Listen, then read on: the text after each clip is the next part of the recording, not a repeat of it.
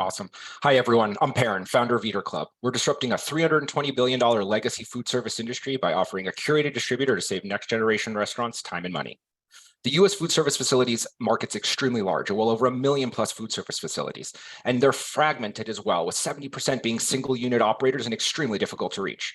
Collectively, they're spending over $320 billion annually to stock their restaurants. I'm going to break down a big industry problem, how EATERCLub's best positioned to solve it, and how we're on our path to becoming a billion-dollar business. The industry issue is that restaurants can't easily source the best vendors, and vendors can't find the best restaurants. So it's our job to help save them both time and money and cut through the noise. How do we do it? Well, EATERCLub's a marketplace curating the world's best products to the world's best restaurants. Let me break down our approach. First is Story as the new salesperson, where we create original business and consumer content to bring all of our products to life as more than photos or text on a page and cut out any middleman between our buyer and the restaurant. We pair that with sampling as a service, where we offer amazing products like Fresh Fizz, Daily Crunch, and other great brands, and we curate them directly to stakeholders, letting them try before they buy. And ultimately, we have a curated warehouse that makes it easy to both discover amazing products and also make a purchase. But that's not all. 90% of customers will experience a restaurant online in some capacity before ever dining there. So EATERCLub has to help our buyers meet the customers where they are. How do we do it? We give buyers turnkey content directly into their inbox, making it super easy to tell these amazing product stories in their online and social channels. And that way they can get customers excited to come in and experience these amazing products firsthand. And since everything on the platform's curated, we know there's going to be a great chance they love what they try. And you also might want to know how EATERCLub's best positioned to solve this. Well, it's content, community, and editorial. That's exactly how we've cracked the two-sided marketplace.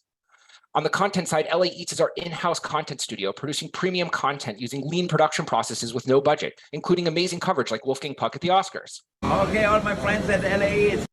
We've also developed an amazing restaurant community through that editorial coverage with over 800 plus restaurants and growing. And it's that editorial coverage that's at the core of our restaurant vendor discovery engine. LA Eats powers a natural way for us to grow both sides of the marketplace organically, while naturally growing our audience in the process.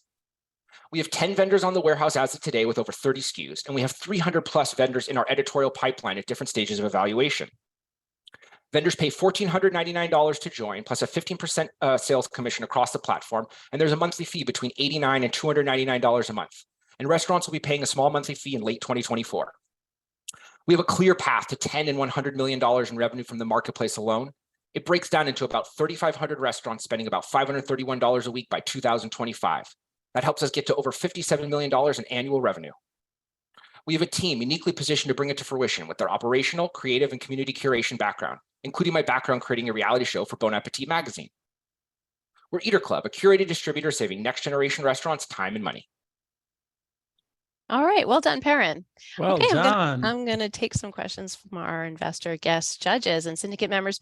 Please feel free to drop them into the Q&A box and just go ahead and tag the name of the founder or the startup whose question that is. So I'm going to start with Amit. Question for Perrin.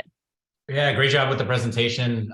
Thank you. Maybe two questions from my side. One is, as you think about like the cost of doing this versus their traditional cost, can you highlight like kind of what they're saving or how much additional they're spending? And then second, how do you think about like folks once they establish the relationship with the restaurant, like kind of circumventing the platform and not wanting to pay a percent of every transaction they're doing with that restaurant?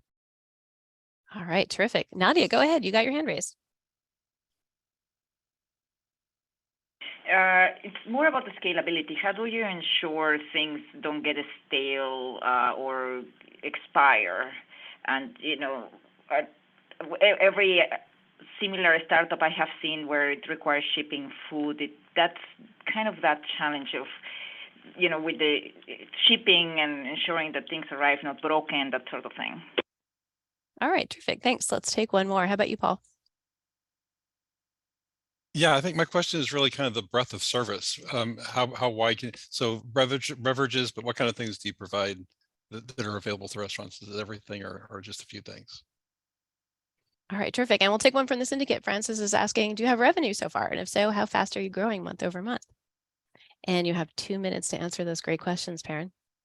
Perfect. Yes. So the first question is great in terms of the traditional. So imagine a restaurateur is wearing a million hats, especially the independent operator. So for us, it's a time and cost saving. They really don't have the ability to go out and look at farmers markets or source new products. So for us, it's how do we actually present what's best for a coffee shop or a pizza shop and try to be almost a virtual food and beverage manager for them. So that's part of the value that we're trying to provide, in addition to actually giving them content to help move products. At the end of the day, it's really great to be able to move great products into a restaurant or an establishment, but our job is actually to help them sell through. If we create that velocity, it's a win for our vendor, it's a win for the restaurant, and then it becomes a win for us. So we have a very holistic model. And that's also what leads us into the question of leakage.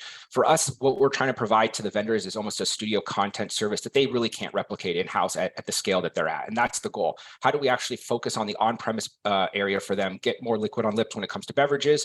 But it's not just beverages. We're focusing on a whole variety of products, whether it could be the next clean takeout packaging that's sustainable, or helping them replace straws, or finding the next best beverage, or organic mushrooms that are going to come through a subscription program. For us, it's finding what's right for them. And that's part of what we do. And that's where the curation comes in. And it's really important. In a world that's super busy, that's one of the things that's worked really well for us, is to be that gatekeeper and help them kind of navigate. And that's also what's ended up saving them time and money.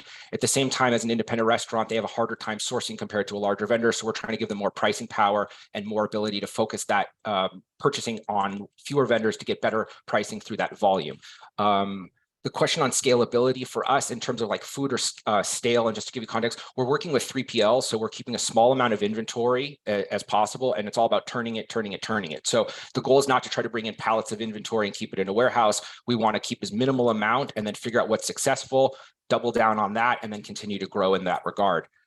In terms of the breadth of service, for us, yeah, I focus on sharing some beverages because there's some great use cases around that. But for us, the goal is to provide everything from paper goods, eventually digital services. I mean, again, we're that virtual food and beverage manager, and I'm running out of time, so I'd love to answer any of them offline. Thank you. Nice.